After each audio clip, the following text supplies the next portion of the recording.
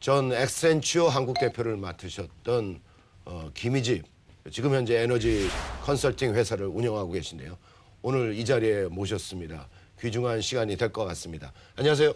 안녕하십니까. 예. 저는 미국서 MBA를 마치고 엑센처라는 글로벌 컨설팅 회사에서 뉴욕에서 한 10년, 그다음에 대한민국 들어와서 16년간 주로 에너지 분야를 중심으로 기업과 정부 기관을 대상으로 컨설팅을 했었습니다.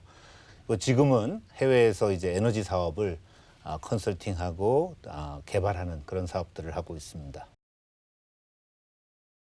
지금 에너지 시장의 판도가 좀 많이 미묘하게 바뀌고 있는 것 같은데요. 좀 어떻게 정리하실 수 있을 것 같습니까? 네, 지난 5년간 그 에너지 산업은 사실 큰 변화를 겪었습니다. 과거에 저희가 오일 쇼크라는 엄청난 사건 이래로 사실 그 석유 중심의 공급 부족에 대한 우려, 이것이 우리의 많은 걱정을 자아냈던 그런 상황이었는데요. 지난 5년간은 하지만 좀 다른 변화들을, 아주 큰 변화들을 보여줬는데요. 먼저 첫 번째로는 미국의 그 셰일 가스, 셰일 석유라는 것이 발견이 돼서 갑자기 공급량이 늘어나면서 사실 그 석유 시장의 수급 밸런스가 굉장히 좋아진 그런 상태를 맞이했습니다. 따라서 유가는 아시다시피 과거 140불 이상 갔던 것이 30불까지도 떨어졌다가 지금은 50불, 60불대에서 이제 안정적인 모습을 꽤 보여주고 있습니다. 두 번째 또 큰 변화는 이런 상황 속에서 또 화석 연료에 대한 우려, 그다음에 환경에 대한 여러 가지 갈망, 이런 것들을 통해서 화석 연료에 대한 그 수요 축소 움직임, 이런 것들이 석유, 석탄이죠. 석유, 석탄, 사실 가스도 어느 정도는 그런데요. 그런 일들이 일어났던 게 두 번째로 큰 일이었고요. 하지만 이런 것들에 따라서 근본적으로 또 중요한 것은 기술의 발달이 에너지 시장 내에서, 에너지 산업 내에서 상당히 진전이 돼서 연비가 개선이 되고 이 전기차가 실제로 우리가 쓸 수 있게 되고, 그다음에 환경 면에서도 아주 진일보를 이루고, 이러한 것들이 아우러져서 에너지 시장은 큰 변화를 이루고 있습니다. 이러한 큰 변화 속에서 과거 중동 국가들이 사실 그 경제 패권을, 그렇죠. 에너지 패권을 갖고 있었는데 이 에너지 패권이 사실 미국 쪽으로 아주 급격히 사실 옮겨갔습니다. 그리고 또 두 번째로는 자원을 많이 갖고 있던 국가가 큰 소리 치던 시절이었는데 이제는 오히려 기술을 갖고 있는 나라가, 효율적으로 그것을 활용할 수 있는 나라가 더 큰 소리를 칠 수 있는 그 에너지 패권이 기술 패권 쪽으로 좀 옮겨가는 또 그런 모습을 보여주고 있습니다. 셰일가스 시장의 현황은 어떻습니까, 지금? 네네. 전반적으로는 사실 저는 기후라고 생각을 합니다. 사실 그 엑손이나 쉐브론 같은 이제 대형 메이저들도 이제 셰일 가스, 셰일 석유에 이제 본격적으로 진입을 시작하고 있고, 물론 작은 업체들이 순간순간 어려움이 있기 때문에 파산에 이르는 그런 현상은 있지만, 전반적으로 미국의 그 셰일, 특히 그 퍼미안 지역 이런 쪽은 상당히 경제성을 갖고 있고, 심지어 엑선의 경우는 15불이면, 유가가 15불이면 자기네들은 충분히 생산할 수 있다라고까지 얘기를 하고 있고, 저희들이 분석하기에도 40불 정도면 충분히 경제성이 있는 그런 상황이기 때문에 셰일 석유와 셰일 가스는 저는 상당히 큰 영향을 주고 있고 앞으로도 상당 기간 그 영향을 줄 것으로 보여집니다. 특히 그 미국의 생산량이 과거에 대비 너무 늘어서 지금은 세계 최대 생산국, 또 가스뿐만 아니라 석유 두 분야 다 미국이 이제 최대 생산국이 된 그런 상태고요.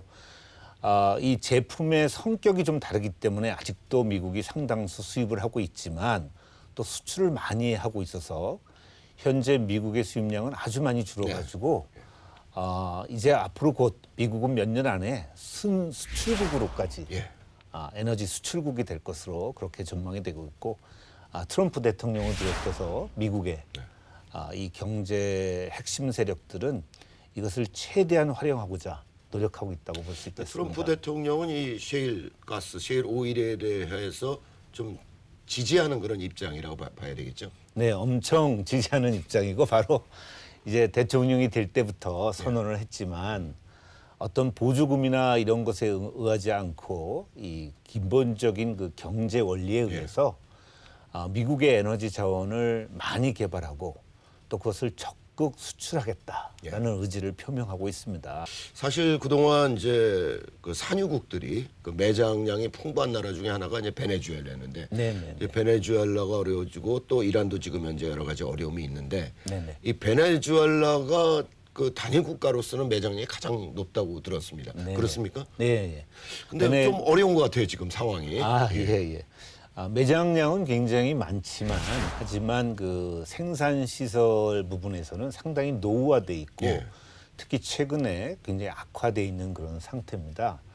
따라서 그 베네수엘라의 경우 지금 미국의 제재를 받으면서 아무런 투자를 못 받는 상황이 돼서 생산량은 아직 급격히 떨어졌습니다. 거의 3분의 1, 4분의 1 수준으로 떨어지고 또 경제난이 아마 또 가중되고 있는 그런 상태라고 볼 수 있겠는데요. 미국은 여기서 이제 본인들 국가에서 석유가 충분히 나기 때문에 네. 사실 그 제재에 대해서 적극적으로 나설 수 있는 입장도 되고 또 한편 그동안 베네수엘라에 많은 투자를 했던 국가는 또 중국입니다.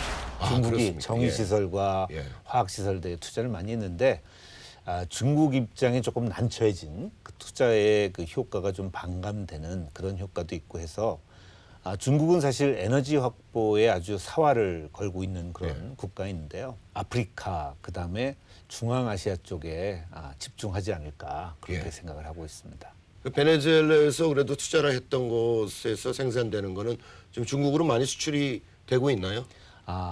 원래 계획은 많은 부분을 수출하고자 정유시설과 화학시설을 줬는데 이 제재에 의해서 사실 수출이 많이 이루어지지 못하고 있습니다. 따라서 투자한 입장에서 중국은 좀 많은 아쉬움을 갖고 있다 이렇게 보실 수 결국 있겠습니다. 베네수엘라 정부가 어떤 획기적인 정책의 변화라든지 또는 체제에 있어서 그동안 국유화를 하지 않았습니까? 그렇습니다. 지금은 완전히 국유화된 상태죠, 베네수엘라에. 네네, 그렇습니다. 이런 것들을 또 민영화를 하고 그런 변화가 있지 않은 한은 베네수엘라의 석유 산업이 앞으로 전망이 굉장히 불투명하고 어려울 것이다 이렇게 봐야 될 것 같습니다. 그렇습니까? 네, 맞습니다. 그 석유 생산과 그다음에 수출은 국제적인 협조가 아주 절실한 부분이고 또 한 가지는 생산 시설에 대한 투자가 끊임없이 이루어져서 현대화가 돼야 됩니다. 안 그러면 급격히 기존에 생산하는 석유는 고갈되고 새로운 석유를 추가할 수 있는 입장이 안 되기 때문에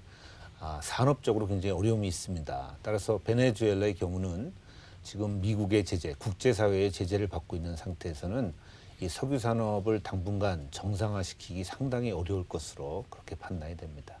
베네수엘라에 이어서 작년부터 이제 이란에 대한 제재가 또 시작되고 결국 이란 사태로 공급의 수급 밸런스에도 조금 영향을 받은 것 아닙니까? 네, 조금 저희도 영향을 받고 특히 그 이란산 석유를 많이 수입하는 국가는 사실 또 중국인데 다시 중국 얘기가 나오는데 중국에 아무래도 제일 타격이 크다 이렇게 말씀을 드릴 수 있습니다. 미국과 이란의 이러한 대결 구도는 사실 상당히 오랜 기간 지속된 아주 그 악연이라고까지도 할 수 있는 그런 상태인데요. 오바마 대통령 때 그러한 악연이 좀 풀리는 듯한 그런 움직임을 보였다가 이제 올해 들어와서 특히 트럼프 대통령 들어오고 올해 들어와서 이제 급격히 악화되는 모습을 보이고 있습니다. 이란의 그 생산 시설 역시 지금 상당히 오랜 기간 제재에 의해서 낙후된 상태고요. 이란도 사실 생산 현대화를 위해서 많은 투자를 미국과 유럽에서 투자를 받아야 되는 프랑스 토탈 맞습니다. 뭐 이런 데서 프랑스 토탈에서 투자를 하기로 약속이 돼 있었는데 다시 제재에 묶이면 이 투자가 지연되면서 이란의 생산이 또 축소되는 그런 모습을 보여줄 것이고 왕 박사님께서 말씀해 주신 대로 이 베네수엘라와 이란의 그런 생산 축소는 전 세계 그 석유 시장 공급 측면에서 이제 마이너스 쪽으로 작용하는 그런 요소가 그거를 되겠습니다. 미국의 셰일가스가 완전히 메꿔준 겁니까? 아니면 조금 밸런스는 어떻습니까? 지금 사실 충분히 메꿔주고 메꿔주고 있고 지금 사우디아라비아나 다른 러시아 같은 국가도 오랜 기간 이제 생산량 축소에 대한 노력을 했지만 사실 이제는 좀 피로감을 느끼고 있다라고 이렇게 보여주고 있습니다. 그래서 특히 러시아의 경우는 생산량을 이제는 확대하고자 하는 움직임도 예. 보여주고 있고요. 또 한 가지 그 중요한 요소는 석유의 수요가 우리 오랜 역사적으로 봐서 오랜 것은 아니지만 지난 50년간의 역사를 봐서 처음으로 석유의 수요가 늘지만은 않는 정체된 모습을 보여주고 정체되고 있고 향후는 어쩌면은 좀 줄어들 수도 있는 그런 모습을 보여주고 있습니다. 그것을 저희들은 오일 피크라고 했는데 과거의 오일 피크라 하면은 이제 오일의 공급이 피크를 이룰 것이다. 그래서 걱정이 뭐 많았었는데 100불, 200불까지 간다 그랬죠. 그렇죠. 예, 예. 근데 요즘은 오히려 오일 피크라는 것은 오일 수요, 오일 디맨드가 피크를 이뤄 가지고 석유가 우리가 많이 남아 있는데 그 석유를 충분한 가격으로 팔기가 어려울 것 같다라는 우려도 있는 현실입니다. 아시다시피 그 전기차가 굉장히 약진을 하고 있고 또 그 연비 개선에 대한 그런 기술적인 발달, 많은 노력에 의해서 또 이 특히 수송용 분야에서 석유의 사용량은 이제 정체되는 모습을 보여주고 있고 기존의 난방용이라든가 이런 것은 이미 발전용 이런 부분은 대부분 이제 또 가스나 대체되죠, 대체. 예. 또 신재생 에너지, 신재생. 특히 재생에너지의 약진으로 많은 것이 넘어갔기 때문에 석유화학의 연료로서는 석유가 상당한 가치를 갖고 있지만 다른 분야에서의 가치는 또 수요 측면에서 수요가 크게 늘지는 않는 그런 모습을 보여주고 있다는 것이 또 시장의 현실입니다. 미중 무역 갈등, 미중 무역 분쟁이 석유 시장에도 상당히 영향을 미쳤다는 그런 분석들도 있는 것 같은데요. 어떻게 보십니까? 저는 상당히 미치고 있다라고 생각을 합니다. 지금 만약에 미중 갈등에 의해서 경제 악화가 심화된다면 에너지 수요에도 영향을 미칠 것이고 꼭 에너지 산업뿐만 아니라 대한민국 많은 산업에 아주 큰 악재가 될 수 있다라고 생각이 되는데요.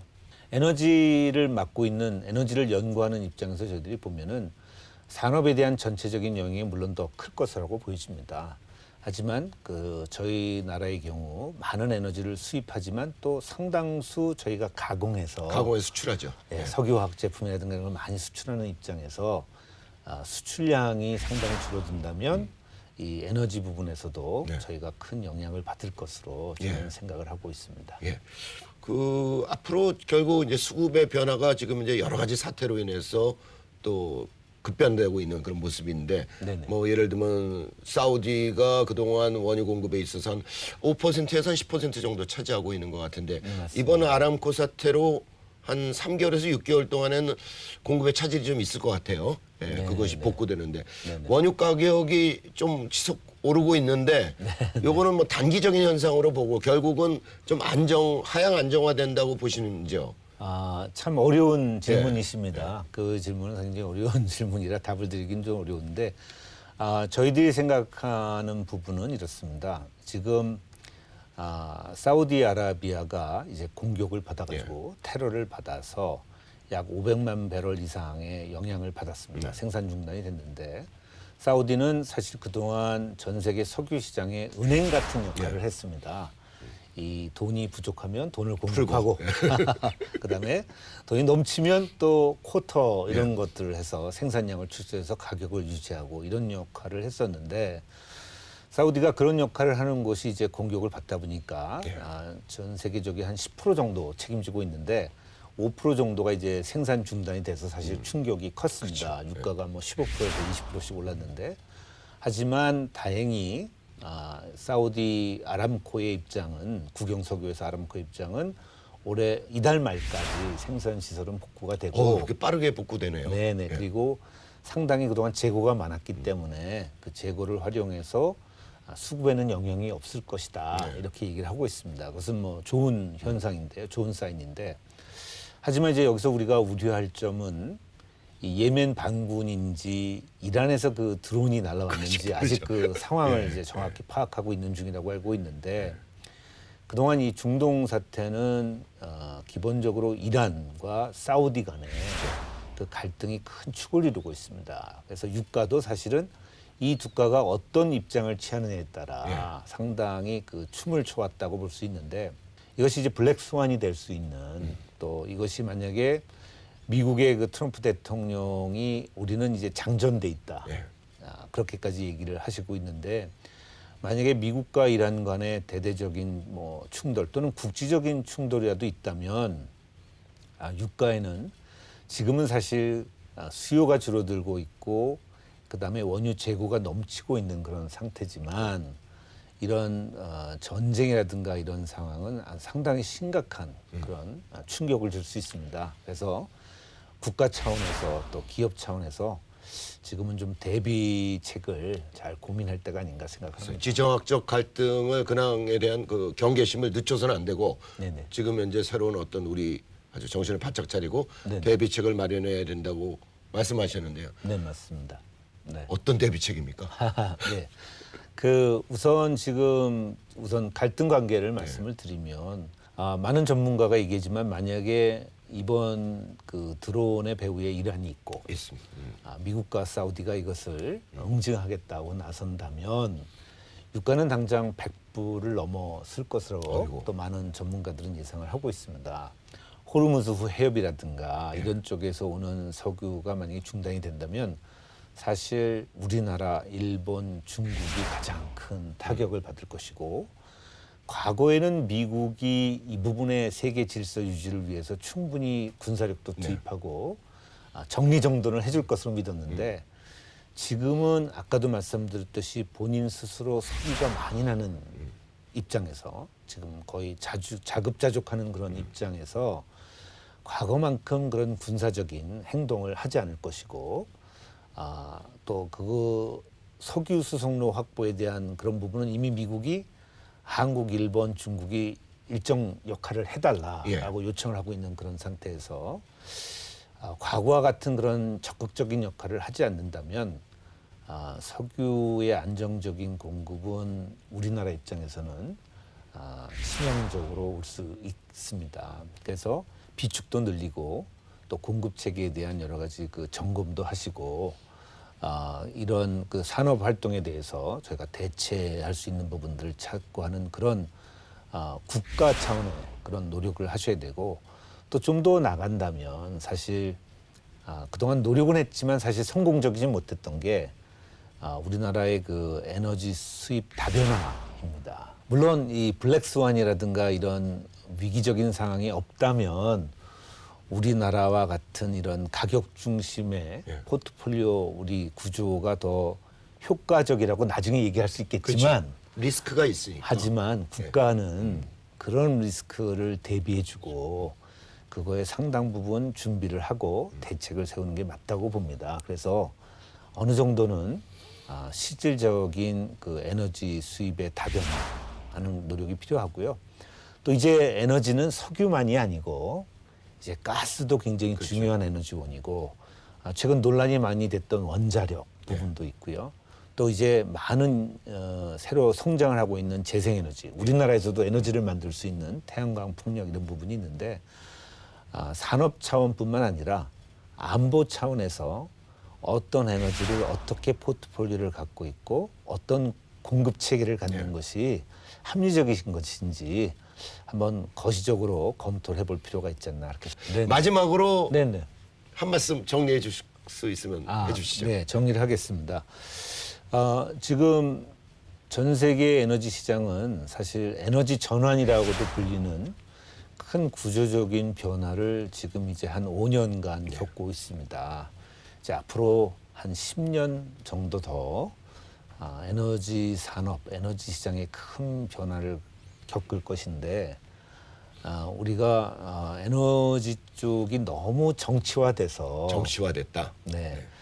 그 합리적인 의사 결정을 놓쳐서는 이제 곤란합니다. 그럼 국가적으로도 큰 위기가 올 수 있고 또 우리 산업이나 기업 입장에서는 기회를 놓치는 그런 우를 범할 수도 있습니다. 그래서 좀 에너지를 정치와 좀 무관하게 우리 아주 중요한 우리 전력 없이 뭐 우리가 하루 이틀 아무것도 안 살기도 되죠. 어려운 그런 상태가 산업도 안 되는데 되고. 그렇습니다. 그래서 이 에너지를 국가의 아주 기본적인 기간 필수 산업으로 생각을 하시고 어떻게 우리가 합리적으로 뭐 환경도 중요하지만 에너지 공급이 안정적으로 될 수 있고 또 우리나라 경제에 크게 기여할 수 있고 또 가능하면 저희가 비용도 적게 들이고 또 많은 양을 우리가 에너지 수입하는데 지금 외화를 쓰고 쓰고 있는데 있죠. 또 줄일 수 있는 방법도 찾고 하는 이런 총체적인 그런 안목에서 그리고 또 심지어는 그 비상사태까지 대비한 에너지 안보 차원에서 좀 국가와 기업들이 좀 대책을 잘 정립해야 되지 않을까. 바로 그런 시점이다. 예. 그렇게 생각하고 있습니다. 예. 오늘 귀중한 시간 내주셔서 대단히 감사합니다. 아유, 감사합니다.